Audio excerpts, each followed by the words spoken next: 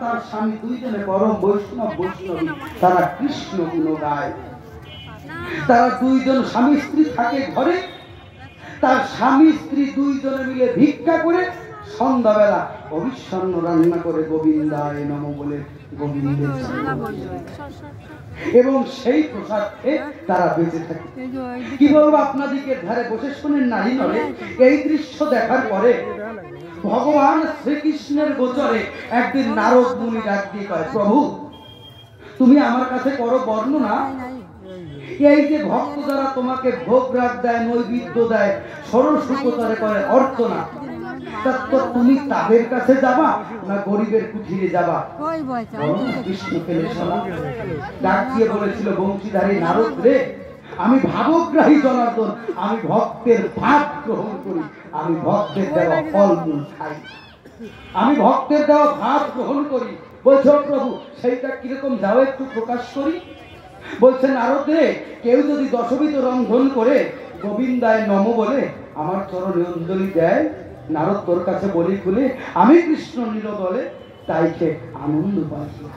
নারদ বলছি গো ঠাকুর, তাই ওই যে গরিব মানুষ তারা ষোড়শোপচার দিতে পারে না, তারা কি তোমার কৃপা পাবে না? ডাক দিয়ে বলছে তখন কৃষ্ণ দয়ালো হরি, নারদ রে তোর কাছে আমি সত্য কথা প্রকাশ করি, কেউ ষোড়শবিধ দরকার নাই, পঞ্চমবিধ দরকার নাই, কেউ যদি দিনন্তে গঙ্গা জলে অবিচ্ছন্ন রান্না করে তুলসী পত্র দিয়ে তারপরে দুফোঁটা নয়ন জলে ভেসে গোবিন্দায় নমঃ বলে দেয়, বলি নারদ তোর কাছে খুলে থাকতে পারি না আমি নীলদলে, দেখা দেই ভক্তের হৃদয়।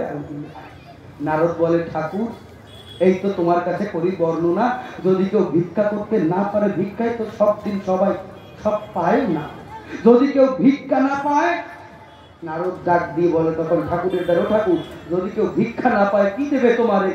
ঠাকুর বলে নারদের গোচরে নারদ করি বর্ণনা, কেউ যদি ভিক্ষা না পায়, যদি গাছের একটা পত্র তুলে দেয় আমার পায়, আমি তাই গ্রহণ করি। কৃষ্ণ বলে শোনা। নারদ বলে প্রভুর ধারে, প্রভু প্রকৃতির টানে যদি বৃক্ষের পাতা ধরে পড়ে সে কি তোমার কৃপা পাবে না? ডাক দিয়ে বলে তখন কৃষ্ণ, বংশীধারী নারদ রে, পাতাও লাগবে না, কেউ যদি এক ফোঁটা গঙ্গার জল এনে আমার পায়ে দেয় আমি তাই গ্রহণ করি। নারদ বলে প্রভু যদি প্রকৃতির টানে গঙ্গার জল শুকাইয়ে যায়, গাছের পাতা ধরে যায়, ভিক্ষায় যদি না পায়, তারা কি তোমার কৃপা পাবে না? ডাক দিয়ে বলেছে তখন কৃষ্ণ দয়াল হরি, নারদ তোর কাছে আমি প্রকাশ করি, প্রকৃতির টানে গঙ্গার জল শুকাইয়ে যেতে পারে, বলি নারদ তোর ধারে, কিন্তু প্রকৃতি ভক্তের মনে আমি প্রেমের যমুনা নয়ন করে ভাবের গঙ্গা সৃষ্টি করেছি। কেউ যদি দু নয়ন জলে ভেসে চরণ দেয়, নয়ন জল দেয় আমার চরণের পাশে, আমি কৃষ্ণ দূরে থাকতে পারি না।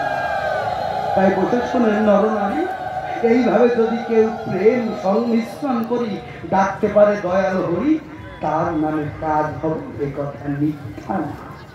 প্রথম প্রশ্নের সমাধান দিলাম আমি সবাস্থান, আপনারা জ্ঞানবান বুঝলেন কিনা একটু বলেন না? বুঝেছেন বাবা? তোমার বুঝেছেন তো? প্রথম প্রশ্নের সমাধান দিলাম আমি সবাস্থান, জ্ঞানবান শুনিলেন সবাই। এরপরে প্রশ্ন করে বসে শোনেন নারী নরে, যে সুখ আর শাড়ি কি কিচির মিচির কয়, বলো তুমি আমার গোচরে, আর শাড়ির কথায় কেন আনন্দ পেয়েছে?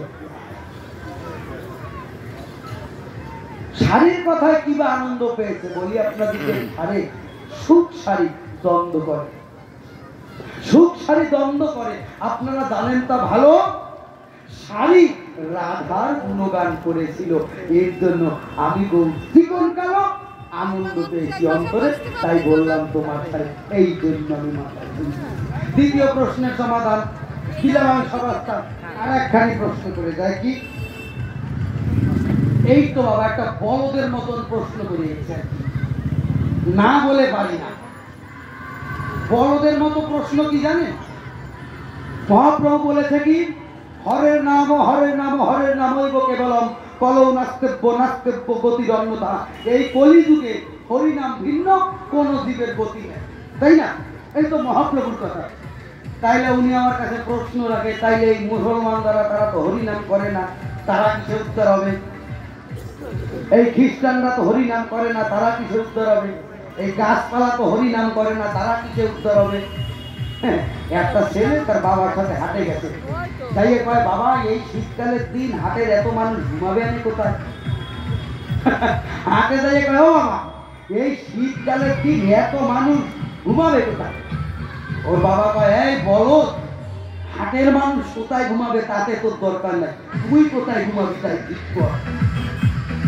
হ্যাঁ, এইটা বড়দের মতন প্রশ্ন না। ও বাবা, হরিনাম মানে কি? এইবার যদি কেউ আমরা চিন্তা করি হরি মানে হচ্ছে কোন হরি, এখন যদি আমরা চিন্তা করি হরি মানেই খালি ওরা গান্ধীর হরি, এটা তো বাবা ঠিক হবে না। হরি মানে কি? আজ্ঞায় মনোপ্রাণীতি হরি, যে সত্তা মানুষের মনোপ্রাণ হরণ করে হরি বলেছে শাস্ত্রে, তারে আপনারা শোনেন না? হরি, হরি কাকে বলছে? যে সত্তা মানুষের মনোপ্রাণ হরণ করে নাই সেই হরি সত্তার অধিকারী। হরি হলো গুণবাচক, হরি কোনো ব্যক্তিবাচক না, হরি গুণবাচক। কৃষ্ণ, আমাদের এই নিয়ে একটা গন্ডগোল হয় বাবা, এই হরি কৃষ্ণ রাম গৌর এই নিয়ে একটা গন্ডগোল হয়। সবাই করি বর্ণনা, আপনারা কেউ গন্ডগোলের দলে নামই লেখাবেন না, কেউ গন্ডগোলের দলে নাম লেখাবেন না। আমরা সবাই মানুষ, মানুষ ভাই ভাই। অশ্বিনী গোসাই বলেছে তাই। কেন করো ভাই দেশাদেশি? এসো সবাই করি মেশামেশি। আরে কিসের দেশাদেশি? কে হিন্দু, কে মুসলমান, কে ব্রাহ্মণ, কে খ্রিস্টান, কে শূদ্র, কে ক্ষুদ্র, কোনো কিছু জাতাজাতি নাই। সব ভেদাভেদ গিয়ে ভুলে গৌর হরি ডেকে বলে, আয় রে তোরা, আয় রে চলে তোরা, সবাই মানুষ মানুষ।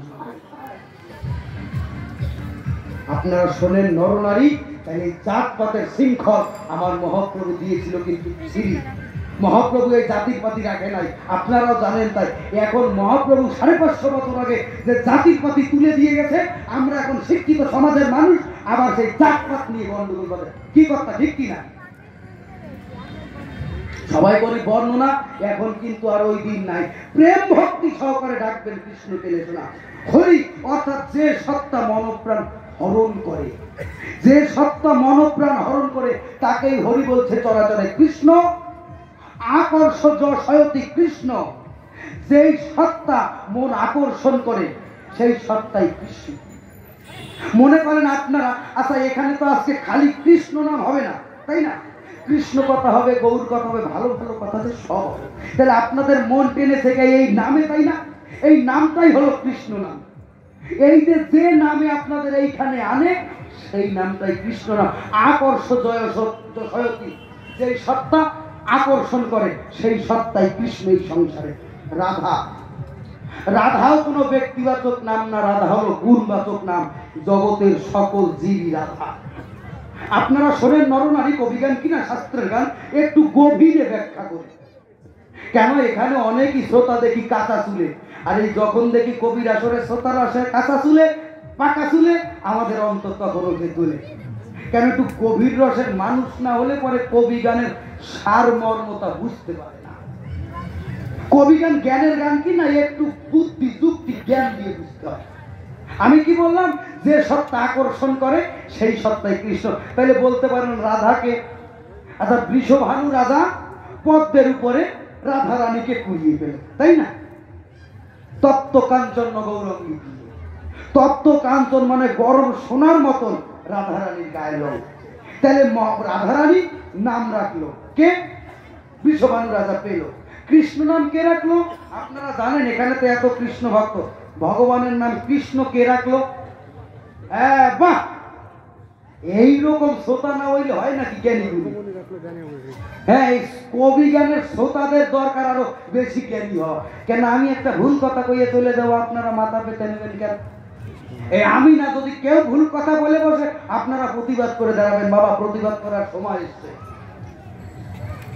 যশোদা রাখিল নাম নন্দের নন্দ, এই দেবকী নাম রেখেছে নন্দের, যশোদা নাম রেখেছে। আর দেবকী নাম রাখলো জাদু বাসার নাম। গর্গমুনি রাগে কৃষ্ণ নাম ধ্যানেতে জানিয়া, এই কৃষ্ণের ৭৮ নামের ভিতরে আছে। কৃষ্ণ নাম রাখলো কে? গর্গমুনি। কি করে জানলো? ধ্যানে। ধ্যানে কি জানলো? ওই সেই কৃষ্ণ যে সত্তা আকর্ষণ করে সেই সত্তা জগতে এসেছে, সেই কৃষ্ণ সত্তা, তাই কৃষ্ণ নাম রাখলো। তাহলে যে সত্তা আকর্ষণ করছে সেই সত্তা কৃষ্ণ এই সংসারে। আর রাধা বলছে কারে? আরাধনায় অর্থে রাধা। মনে করেন আরাধনা করতে হবে কিরকম? নিজের ভিতর থেকে নিজেকে জানতে হবে। আপনারা মন দিয়ে শোনেন সবে।